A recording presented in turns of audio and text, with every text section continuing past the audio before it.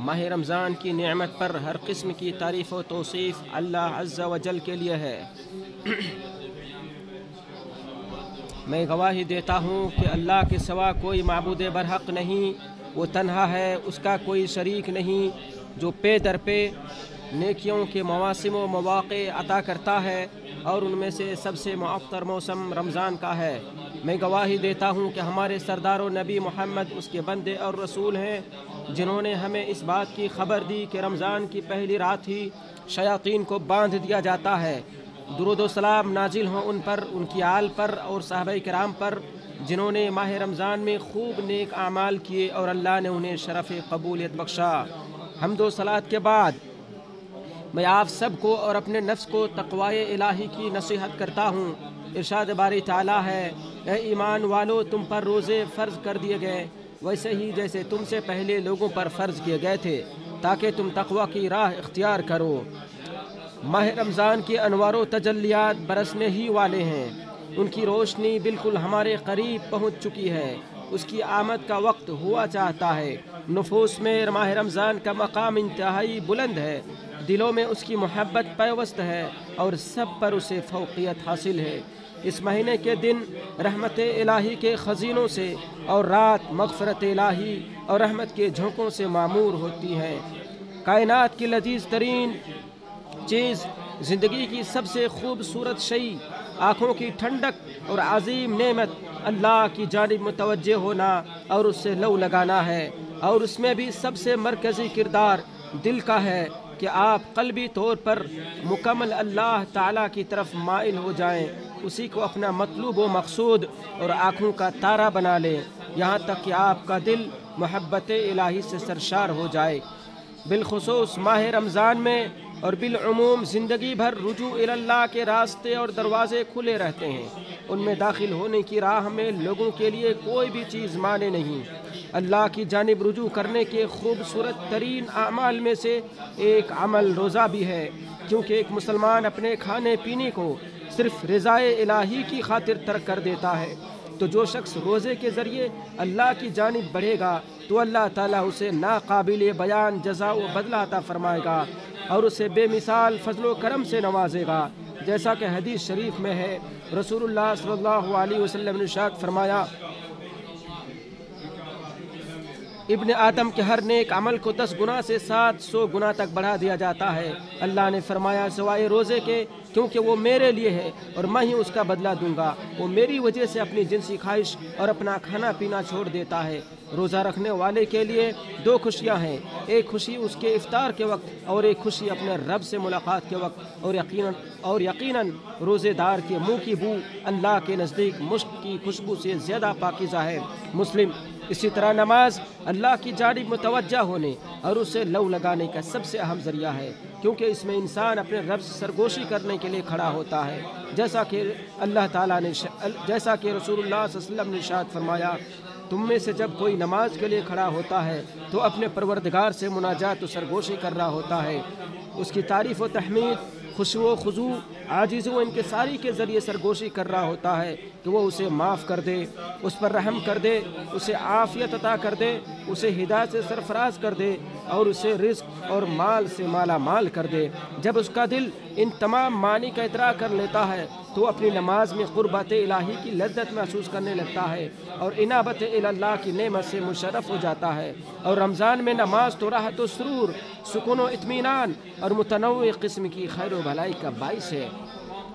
کتاب اللہ کی ایک آیت کی تلاوت بھی اپنے قاری کو اللہ کی طرف متوجہ کر دیتی ہے اور اس کا ہر ایک حرف انسان کو اس کے خالق کے قریب کرتا ہے اور اس کی رضامندی کے حصول کا ذریعہ بنتا ہے۔ اور جب رمضان اور قرآن ایک ساتھ جمع ہو جائیں تو پھر ان نعمتوں کے کیا کہنے جو اللہ کی جانب بڑھنے والے لوگوں کو نصیب ہوتی ہیں، اور اس ابر رحمت کے متعلق تو نہ پوچھیں جو ان تلاوت کرنے والوں پر برستا ہے۔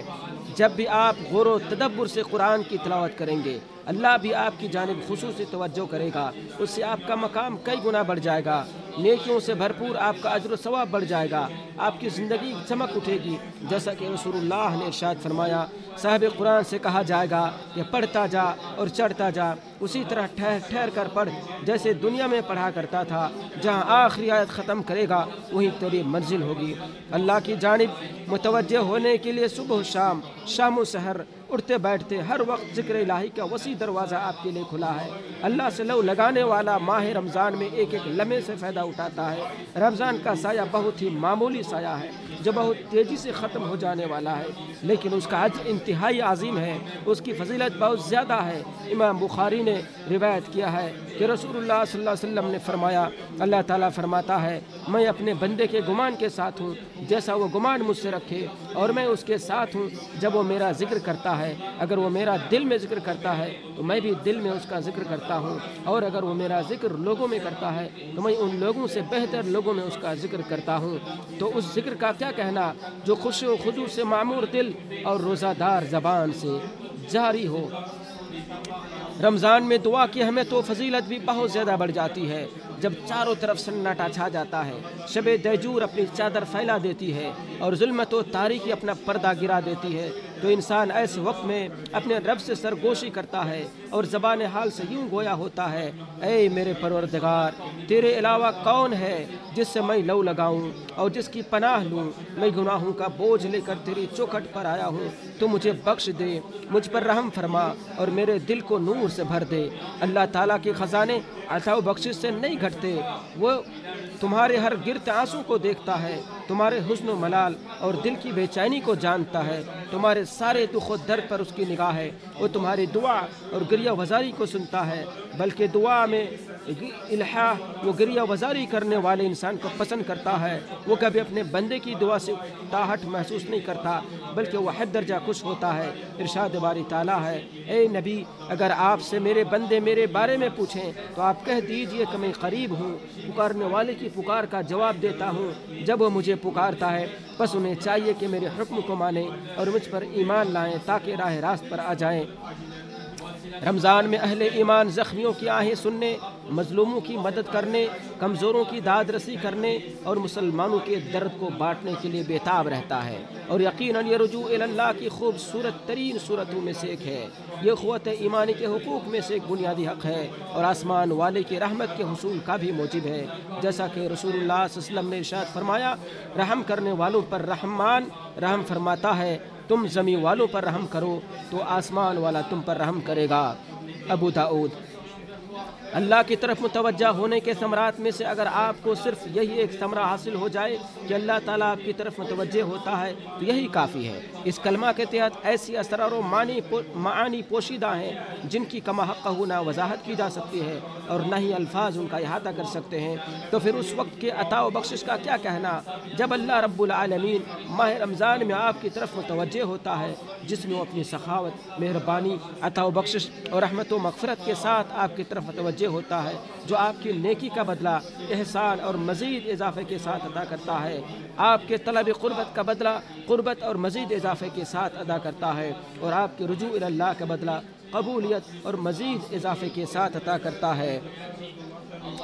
امام مسلم نے ابو ذر غفاری کی روایت نقل کی ہے کہ رسول اللہ صلی اللہ علیہ وسلم نے ارشاد فرمایا، اللہ تعالیٰ نے فرمایا، جو شخص نیکی کرتا ہے تو اس کا بدلہ اس کو 10 گنا زیادہ دیتا ہوں، اور جو گناہ کرتا ہے اس کو اسی کے برابر اس کے حق میں گناہ لکھا جاتا ہے یا پھر معاف ہی کر دیتا ہوں، اور جب بندہ مجھ سے ایک بالشت قریب ہوتا ہے تو میں اس سے 1 گز قریب ہوتا ہوں، اور جب بندہ 1 گز قریب ہوتا ہے تو میں 1 ہاتھ قریب ہوتا ہوں، جب بندہ میری طرف چل کر آتا ہے تو میں اس کی طرف دوڑ کر آتا ہوں۔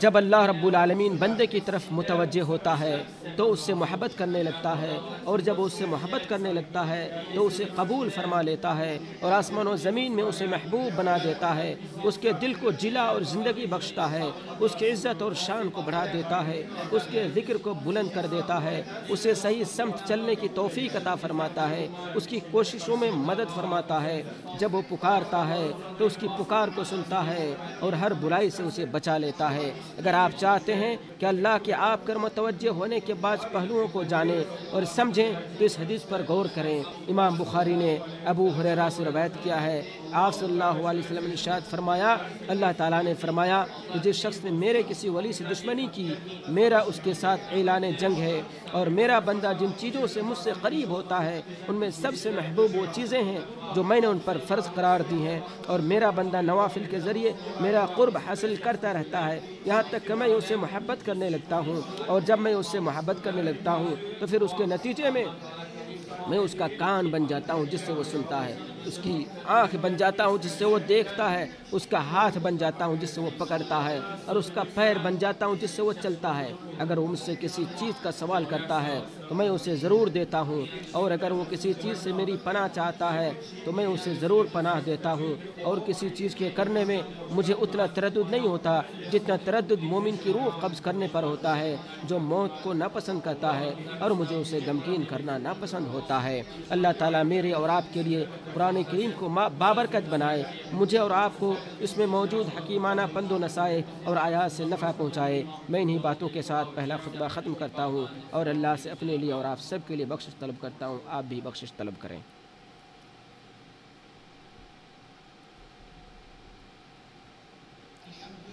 تمام تعریف اللہ کے لیے ہے جس نے قرآن کریم کے ذریعے ہمارے دلوں کی تطہیر کی اور ہمارے اخلاق کا تزکیہ فرمایا۔ میں گواہی دیتا ہوں کہ اللہ کے سوا کوئی معبود برحق نہیں، وہ تنہا ہے، اس کا کوئی شریک نہیں، اسی کا فرمان ہے شہر رمضان الذی انزل فیہ القرآن، رمضان کا مہینہ وہ ہے جس میں قرآن نازل کیا گیا، اور میں گواہی دیتا ہوں کہ ہمارے سردار و نبی محمد اس کے بندے اور رسول ہیں جو جبریل امین کے ساتھ ہر رمضان میں قرآن کا مراجعہ کرتے رہے۔ اللہ کی رحمتیں اور برکتیں نازل ہوں ان پر، ان کی آل پر اور ان کے اصحاب پر جن کے ذریعے اللہ تعالیٰ نے قرآن کریم کی حفاظت فرمائی۔ میں آپ سب کو اور اپنے آپ کو تقوی کی نصیحت کرتا ہوں۔ ارشاد باری تعالیٰ ہے واتقوا اللہ ویعلمکم اللہ، اور اللہ سے ڈرو اور اللہ ہی تمہیں سکھاتا ہے۔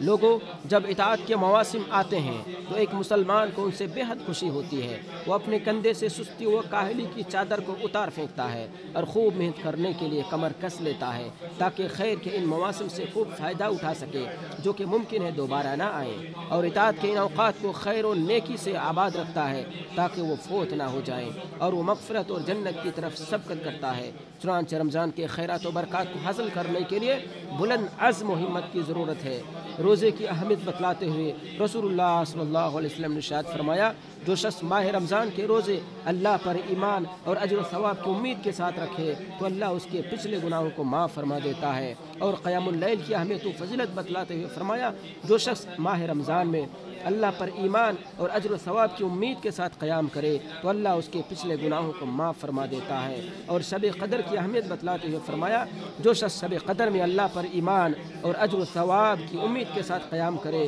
تو اللہ اس کے پچھلے گناہوں کو معاف فرما دیتا ہے۔ اگر تم میں سے ان میں سے کسی ایک خیر کے حصول میں کوتاہی ہو تو کوشش کرو کہ دوسرے میں کوتاہی نہ ہو، اور وہ انسان کس قدر کامیاب ہے جو خوب محنت کرے اور ان تمام فضائل کو پالے۔ اے اللہ، تو ہمیں ماہ رمضان تک پہنچا دے اور اس میں صیام، ذکر الہی، قرآن کریم کی تلاوت اور رات کے قیام کی توفیق عطا فرما۔ تو ہمیں قبول فرما لے۔ اے اللہ، تو ہماری کمزوری پر رحم فرما، ہمارے عمل کے نقص و کمی کو پورا کر دے، ہمارے نگہبانی فرما اور ہمارے اعمال کا خاتمہ نیک اعمال پر فرما۔ اے اللہ، تو ہمارے امور کو آسان فرما، ہمارے غموں اور پریشانیوں کو دور فرما۔ ہم تجھ سے عفو درگزر اور دین و دنیا میں دائمی عافیت کا سوال کرتے ہیں۔ اے اللہ، تو ہمارے عیوب کی پردہ پوشی فرما، دہشت اور خوف پیدا کرنے والے امور سے ہماری حفاظت فرما۔